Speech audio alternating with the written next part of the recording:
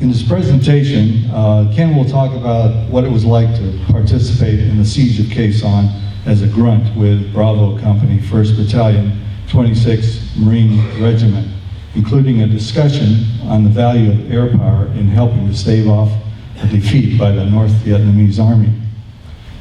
He'll also talk about producing the film Bravo, and will show some clips and photos from both the film and elsewhere. Presently, Ken and Betty are in production on their next documentary film, I Married the War, about the wives of combat veterans from World War II to the present-day Middle East wars.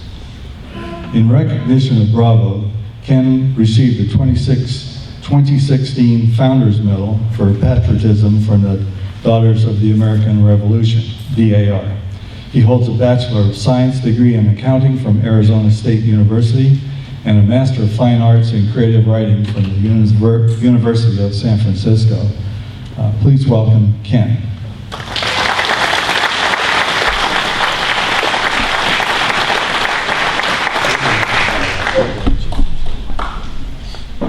Well, good morning, and thank you very much for coming. It's really great to be in the midst of all of you veterans.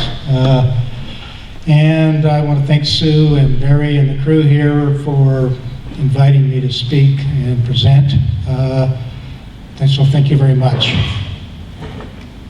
I've got some notes here I'm going to refer to. Again, my name's Ken Rodgers, and I live in Kuna with my wife Betty, and I'm a Vietnam vet. And I could talk about my experiences over there for days and days and days, but we're going to do it in about 20 minutes, I suspect here. So, I think there were probably 2.9 million people that fought in Vietnam, and every one of them's got a story. So what you're going to hear basically is mine. The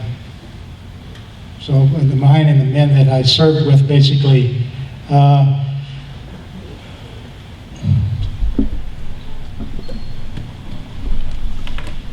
So this is a photo of a squad of Marines from the 1st Platoon, Bravo Company, 1st Battalion, 26th Marine Regiment.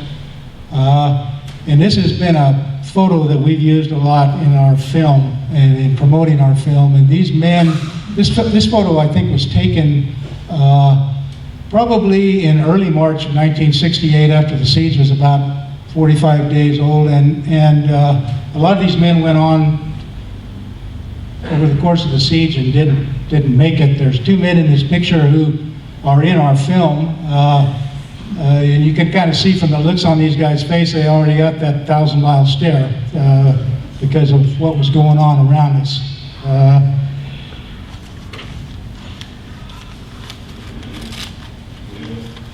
My wife, Betty, would you stand up so people could recognize you, please?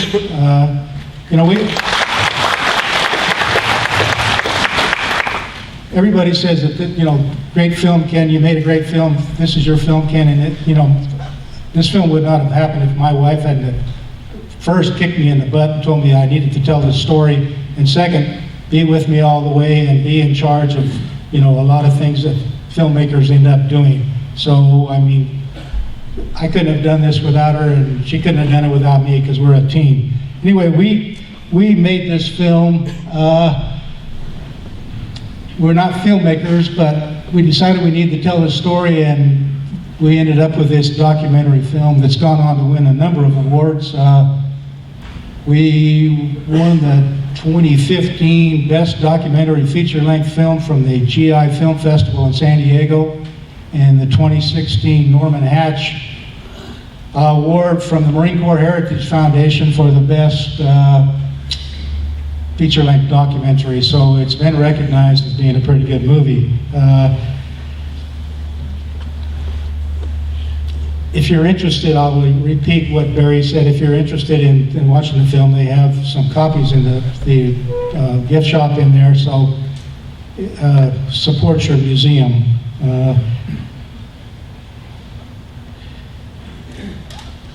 I'm not going to talk a whole lot about this film. I'm going to talk about my experience in Khe Sanh, but one of the really gratifying things that's happened in the course of making this film that we never anticipated to occur was how movie has been used as an educational tool. It's used in grade schools, high schools, and colleges in a number of places. And the Marine Corps uses it at Quantico in the basic school, which is the place where they train all of their incoming officers and warrant officers, and that's pretty gratifying to us that they would use our film as a training tool. So I think what we'll do, and then we'll be done talking about movie making mostly, is I would like Barry to show you this trailer, and this is basically will give you an idea of a visual and oral idea of what it was like at Quezon.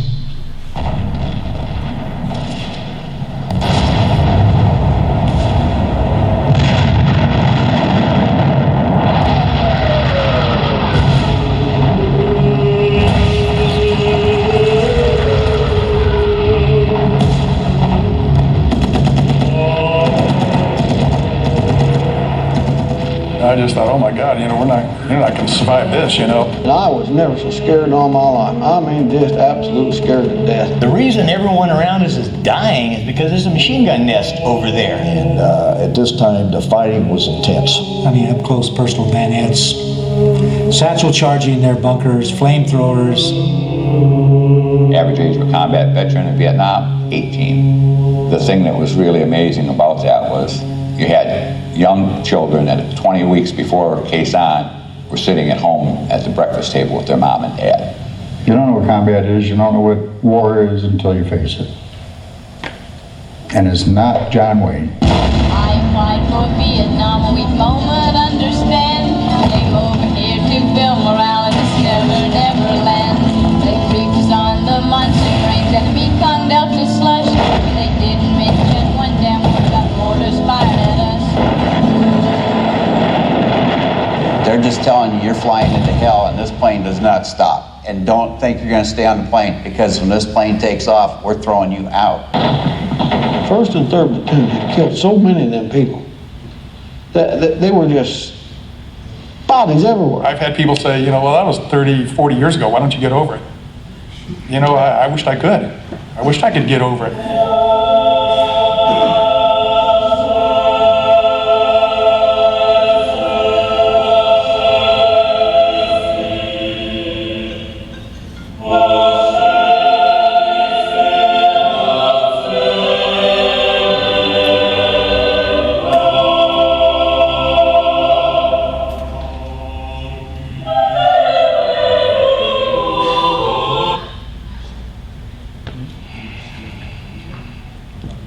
So we had a lot of help with this film when we were making it. We got some help from the local technicians and the videographers, and we also got some help from some Hollywood type people, because film is basically, I think, a collaborative activity, and it takes lots of people that have talent in a variety of disciplines to make one of them work well. As Barry said, we are making another film about the wives of combat veterans, and we're also in discussion with a gentleman who was a platoon commander with the 5th Marines at the Battle of Hue, who wants us to go to Vietnam early next year and make a film about the experience of the 5th Marines trying to take back the Citadel in Hue. It's a lot of fun making films. It's addictive, it's frustrating, and we didn't start out as filmmakers. We came from a completely different disciplines and didn't get started in this until we were, quote, retired, which we are not now, because this is a full-time business. And I'm not going to talk anymore about films. We can talk about it in Q&A or after we get done here. If you want to talk one-on-one, we'll be available to talk about them.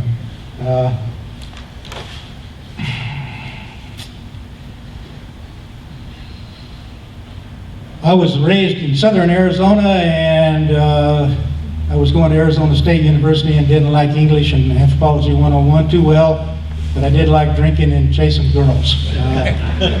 So back in those days, the draft was looming over all of us, and so I joined the Marine Corps.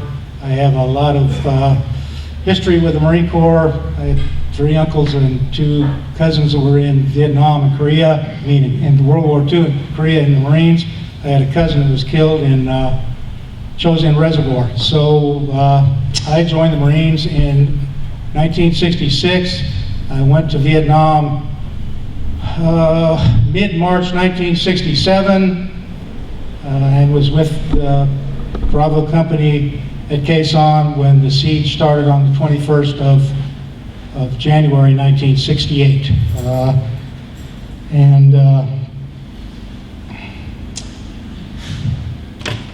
See if I can figure out how to use this thing. Quai Son this is a map of Vietnam in the old days. Quai Son was right in here,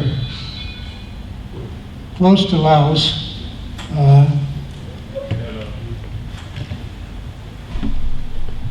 This is a closer up than, this is the DMZ here, the demilitarized zone. This is North Vietnam, South Vietnam. Quai Son right here, there's a combat base. There was also a town called Quai Son. The terrain here was very hilly, very rough. A lot of the time I spent were out on these hills. So they put us out on a hill for a while, and then they pull us off and put us back in the hill. And when the siege started, we were actually in the combat base. So this is what it looked like there. So any of you guys that were in Vietnam in the highlands or along the Laotian border, you're familiar with this. It was rough. It rained a lot. When it wasn't raining, it was misty or foggy. And when the sun did come out, it was really hot. Leeches, snakes, rats, spiders, occasionally a tiger. The people that lived in this area mostly were indigenous folks that we called Bru, B-R-U. There were a few South Vietnamese people there, a few French that were growing coffee down in the flats. There were several coffee plantations.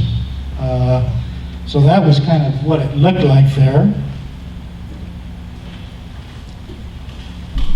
Quai Son was for years a French installation, and then later when the United States got involved with the war, there was several special forces installations. I think the Marines got there in '66 when they built an airstrip, which is this thing right here. I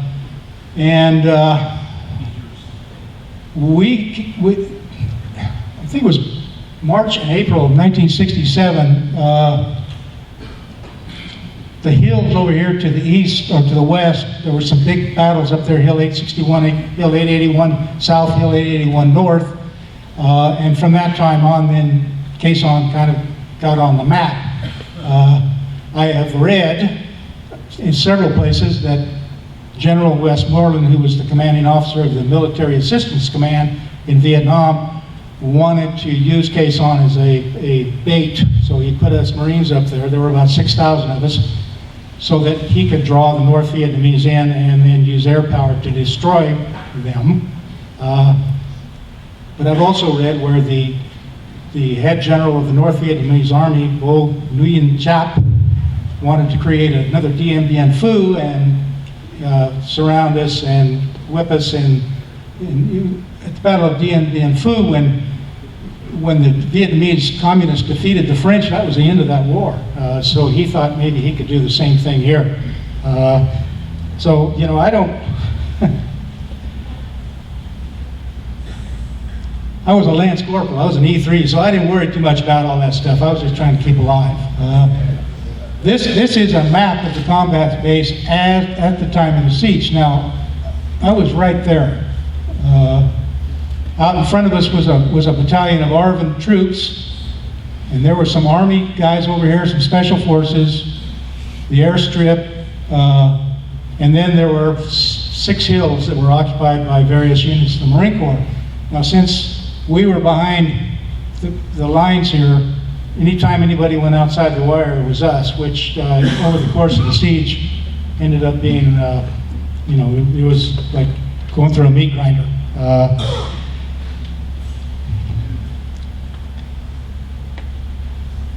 That's what it looked like from a helicopter. So that's Quezon. That's looking off down toward the coast that way. The highway that ran into the Quezon Combat Base went down through there and down the Quang Tri River and came out at Dong Ha. So in the course of the battle, we were completely surrounded. Before they got through, they had their trenches dug right around us. We could watch them. They were shooting at us. We were shooting at them. I can remember a number of nights when it was clear enough to see that I would climb up on top of a bunker with a friend of mine named Tom Steinhardt, who had an M14 with a night scope on it, and we were up there trying to shoot these guys if we could see them moving around, and we'd get into arguments about who was going to get to shoot somebody. And I don't know if we ever hit anybody or not, but we were sure damn excited about the opportunity.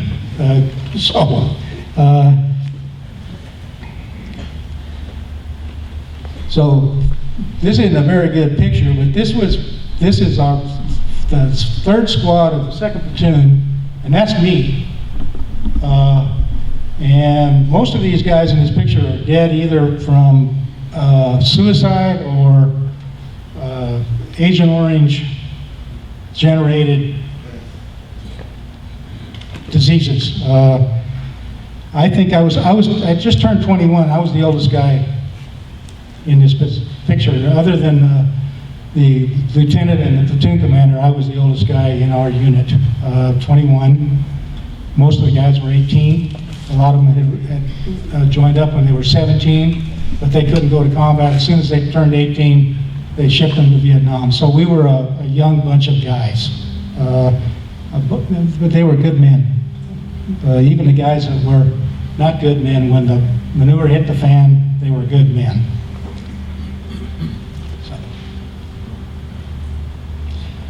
So on January 21st, like I said, 1968, about 5 o'clock in the morning, all hell broke loose, and we started taking a lot of incoming.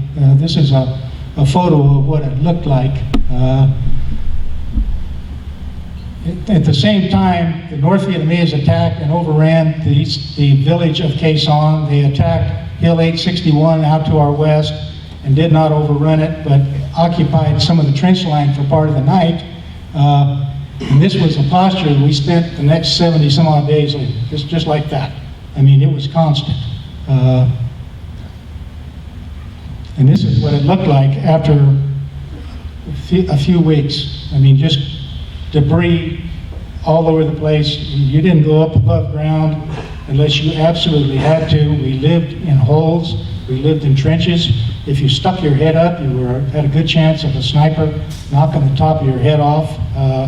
So it was an interesting place. During the course of this first day, my bunker was about 50 meters away from the ammo dump where there was, I think, 250 tons of ammunition stored. They hit that ammo dump and it went up. So not only were the North Vietnamese shooting at us, but this thing was going up, and all these rounds were shooting straight up into the air and coming down and making life miserable. At the same time, we had a bunch of CS gas stored in there, and so that went up, and CS gas is heavier than air, so it got down and floated into the trench lines, and we were all running around with our gas masks on. We looked like bugs. That went on for 4 or 5 hours. I can remember towards the end, it kind of slowed down. I think that the ammo dump had cooked off enough that there wasn't much left in it, and they were having trouble contacting the first platoon of our company, so they sent me down the line to see if I could make contact with them, and I was working my way down the trench line, and all these guys are laying in the trench, and this stuff that had cooked off from the ammo dump had come down and hit a lot of them. I mean, there were guys laying there with their pelvises crushed, or it hit them in the back, and I was, I was going down there, and I had morphine syringes in my pocket, and I was going to offer to give them a pop of morphine, but they all had a pretty good supply in their bodies by then, and it was horrible. I mean, it was frightening and it was horrible.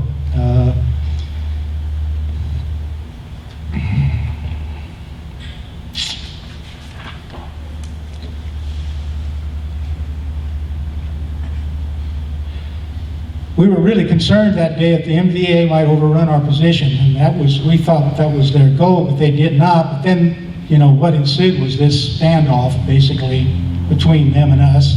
And like I say, they surrounded us, and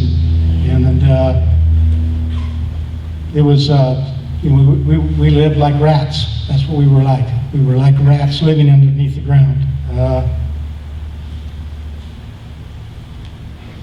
As January turned into February, things got worse. Down in the lowlands, Tet started, and the whole country exploded, and the North Vietnamese were fighting, overran, I don't remember, 100 and some odd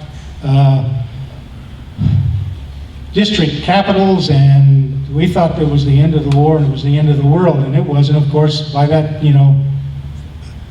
by the end of February, most of those installations had been taken back, and the only place it was really having any problems, I think, still was there a case on where we were still surrounded and still, more and more, taking more and more rounds, more and more incoming. Couldn't get mail, you couldn't get, we were down to 2 meals a day, you couldn't wash, there was no water. It was we were frightened. We thought they were going to overrun us and we were all going to be prisoners or be dead. In about the 25th of February, we sent a patrol outside the wire that got ambushed by a North Vietnamese battalion, and they got wiped out and was come to become known as the Ghost Patrol. And in the Ghost Patrol, they wouldn't let us go out and get them. And, the thing about Marines is that they have it so drilled in their head that you don't leave your dead or wounded out on the battlefield. And these guys, the ones that came back from that ambush, and they were only like 800 meters outside the wire, they did it on their own. Some came in 7, 8, 9, 10 hours later on their own, wounded, didn't know what had happened to them, didn't know who they were. This is a picture of one of these guys being brought in. This was the platoon commander, a guy by the name of Don Jocks, who was shot and killed out there. There was a photographer by the name of Robert Ellison, who was a freelancer. He went out with these guys, and he was out with a 45 and a camera taking pictures. This ended up, I believe, on the Inside Time magazine, this photo. And it was horrible because we left those guys out there. We left 27 people out there. We didn't know if they were dead, wounded, prisoners of war. Later we found out that Lyndon Johnson, the President of the United States at that time, was tuned into what was happening to this thing, and he decided that no more patrols would go outside the combat base, so we didn't go get them. And that ate on us for a long time. It still eats on me. It's one of the worst days I have ever had in my life, was the realization that we left our comrades out on the field.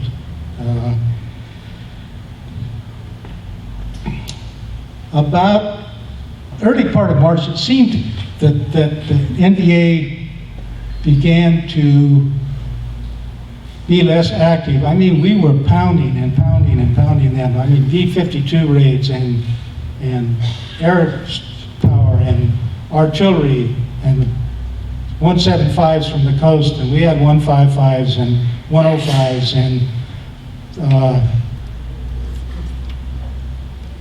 the Air Force had dropped a bunch of sensors out around, and every time somebody walked by it sent a signal up that they knew that there was activity going on. So every time the North Vietnamese would mass to make an attack, we knew it, and then they had an airstrike on them before they could really do anything. And so I think that started just wearing down on them, and they came to the conclusion that, maybe they weren't going to be able to take us. And I thought I was going to get out of there without having to see any more action other than somebody shooting at me. We were taking 1,500 rounds a day some days. The combat base was only a half-mile wide at its widest and about a mile long. We had 5,000 guys crammed in there. Most of those 1,500 rounds that came at us came down on our end because we were down near all the communications gear, the battalion, and the regimental headquarters. So I thought, other than that, I was going to get out of there alive without having to see any more action. But on the 30th of March, when I had 6 days left in country, I believe, we went out on a patrol that I thought we were going to go out and try to get these bodies back. Other people who went on the patrol were under the impression that we were going to go attack this position out near where the bodies were at, or where we thought they were at. So we went out before dawn, and we went out in the fog, and we assaulted this hill. And there was a battalion of North Vietnamese dug in up there in a very extensive, well-planned trench line. But it was foggy and misty, and they didn't hear us coming.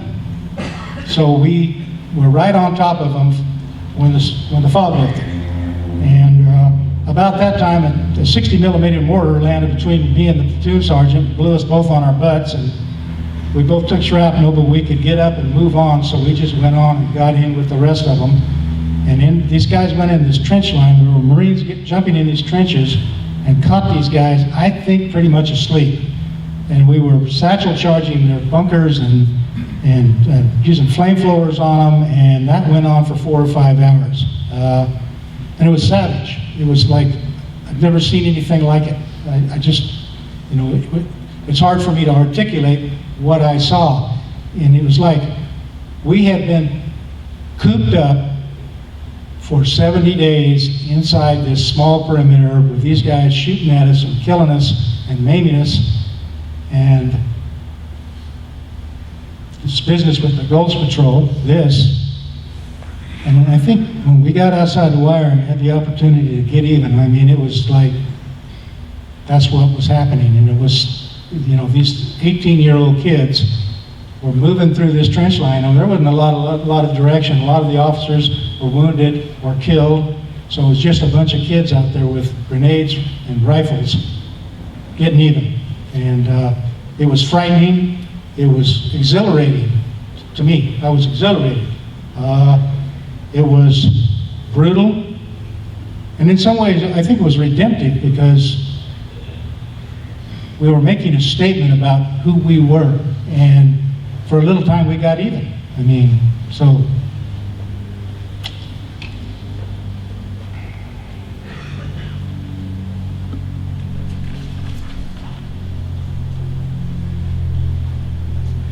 So I think we had 12 guys killed in that operation, and almost everybody who was out there got a Purple Heart. And later I read where we supposedly killed 115 of them. Now I was always suspicious of the body count business that went on in Vietnam. You know, in Vietnam, body count was really important. And I think, you know, it was possible that if you were an officer that was looking to get promoted, you might want to, you know, boost your figures. But I saw a lot of dead North Vietnamese that day. So it's possible we did that. About 6 days later, I got on the chopper and flew to Dong Ha, went to Phu Bai, went to Da Nang, went to Okinawa, and I was home. The rest of the men in Bravo Company went out, and 15th of April, and collected what was left of these guys out there. And they, of course, they couldn't tell who was who. It was just bones and decayed flesh. They put them in body bags and hauled them off, and they're all buried together in Jefferson Barracks. And one of the really great things that happened that I remember is in 1973, when all those planes flew in from Hanoi with the gentleman that had lived in the Hanoi and Hilton. One of our guys got off that plane. And we didn't know it. We thought he was dead. His name's on the marker, was on the marker at Jefferson Barracks. And right after that, Bravo Company went down south and went on to fight a lot of other battles. I did the rest of my time in the Marine Corps and got out. The siege was broken when the Army's first cav came up the road with a couple of battalions of Marines, and they opened the highway, and then the Marines broke out of the perimeter, and for the next 2 months they drove the North Vietnamese away from the combat base. But alas, for us who served there in July, we blew the base up and everybody left. And it's always just baffled the hell out of me how we could have spent so much time and so much manpower and all those dead guys and all the wounded people that lived through that experience, and it wasn't important enough to hold it. So they blew the place up and everybody left. That was really hard for me to take. So since the War Hack is an air museum, I think I want to show a couple of photos here and talk a little bit about what air power did for us at Quezon, because I personally think if it hadn't been our superiority in the air, that we would have all been dead or in a prison camp. So there were over 100,000 tons of bombs dropped over a 77-day period. So 100,000 tons, I'm not very good at math, but I think that's 200 million pounds of ordnance that was dropped around. And it's just an example of, I don't know what size that bomb is, but maybe a 2,000 pounder. That was constant, night, day, all the time. We would stand there and watch it going on. And, there were 2,500 B-52 raids. And at one point, they were coming in so close that we all had to get in our bunkers because the shrapnel was flying around. And it was awesome. I mean, I didn't really feel sorry for the North Vietnamese at the time, but I kind of think back, it must have been hell for them, too, to be out there with all that ordnance flying out of the sky. And of course, with the B-52s, you never heard it coming. I mean, when they dropped their bombs, they were going off before you could hear them falling. So that, you're walking down a trail and all of a sudden you're blown up. So at the time, I was pretty happy that all this was going on. For a while, planes really didn't try to land early on in the siege because every time you tried to land, you got shot at. So they resupplied us with parachute drops. And occasionally they would go outside the perimeter, but most of the time they would get it right in on top of us, and that's how we got ammo and chow.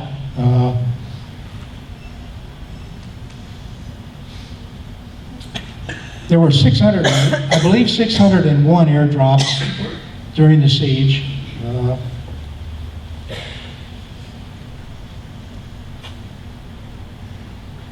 When the planes did land, it was like they were sitting ducks. Quezon, they would come in high, and then they would dip like that, and come in and on the ground, and they wouldn't stop.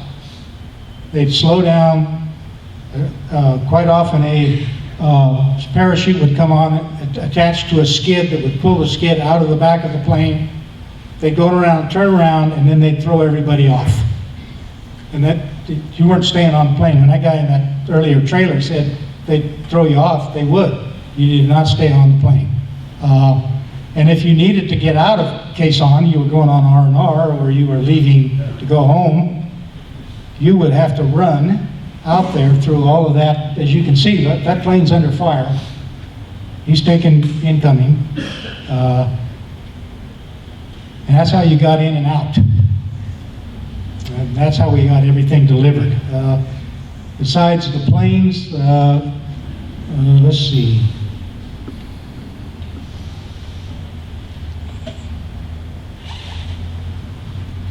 There were 460 of these landings at Quezon. And, everybody said how bad it must have been to have been involved in the siege. And for me, I was so glad I was on the ground and in a hole, because I could hide. These guys coming in these planes, they couldn't hide. There was no hiding. I mean, you were going to get shot at. The North Vietnamese had AK guns outside, and they had machine guns set up, and they had that airstrip bracketed. They knew exactly where, if they fired a round in there, where it was going to hit. So it was like, you know, being in a shooting gallery on the wrong end. And of course, then we had 4,000 tons of supplies delivered via helicopter, and 14,000 personnel hauled in and hauled out by Marine helicopters. And they were also saviors, and they got shot down too. So this is a picture of one of the planes that didn't make it. So there were two C-130s and a one C-123 that got shot down. A couple of fighter planes got shot out of the air, and a number of helicopters. I can remember one incident where a C-130 was coming in, and instead of doing like this, the guy came in like this, and you could see him. He got shot on the bottom of the plane, and instead of vacating the area, he went around and came in on the wrong end of the airstrip and landed, and came all the way down and ran off the airstrip and exploded. The plane exploded. The guys were jumping out of the cockpit. There were a whole bunch of guys burned to death in that plane. So being in the Air Force or the Marine Corps, flying C-130s was a hazardous business in Vietnam at that time. But like I say, we couldn't have survived without air power. That's my belief. They brought us our water, they brought us our mail, they brought us our chow, and they brought us our ammunition. They hauled us in and they hauled us out. We couldn't go anywhere on the ground. And finally, if you go to Quezon on today, they're back to growing coffee there. I have not been there. I know people that have. And that's a picture of the museum the Vietnamese government has built, I believe celebrating their victory there. And of course, you don't want to tell a Marine that we lost the Battle of Quezon, you know, because we didn't. Like so many places in Vietnam, the men who fought the battles didn't lose. I mean, we didn't fulfill our obligations to the Vietnamese people, I believe, but out there on the ground, we didn't lose very many battles. So I have not been to Quezon. I'm not sure I'll go. I'm not sure I want to go. So that's basically what I have to say. You know, like I said, I've been talking about this for a long time, so I'm wondering if anybody has any questions.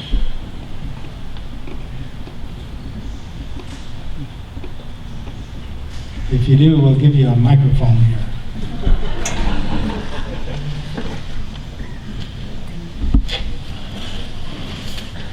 There's one in the back there.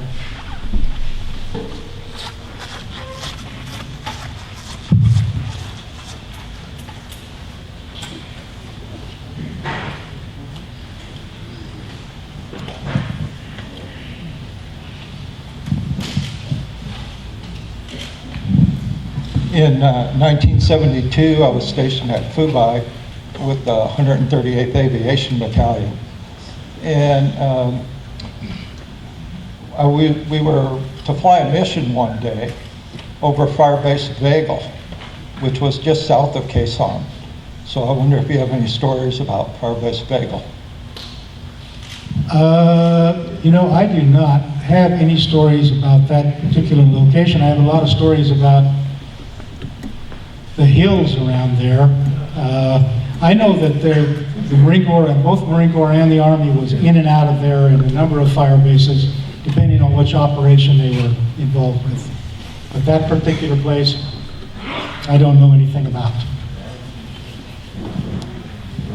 Yeah, as we flew over the fire base in 1972, they had the South Vietnamization program going on.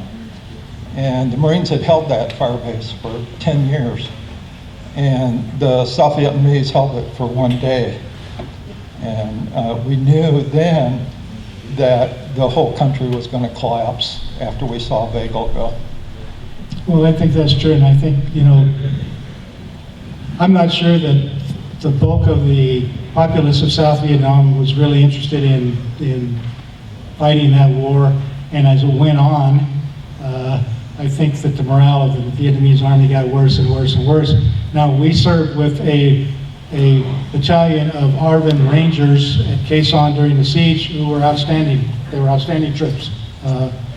They were tough, they'd fight, they were well trained, they were well disciplined, but I think as the war went on, generally speaking, it got less so.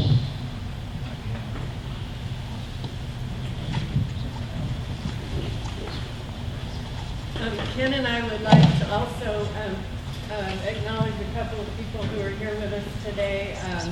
Our graphic designer, Mr. Mike Shipman.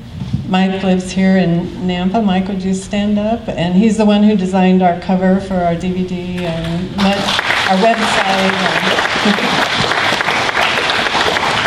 And then the other person is Mr. Leland Nelson, who many of you know.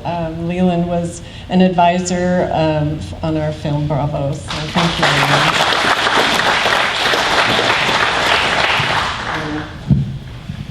Okay, well, thanks for coming. Appreciate it.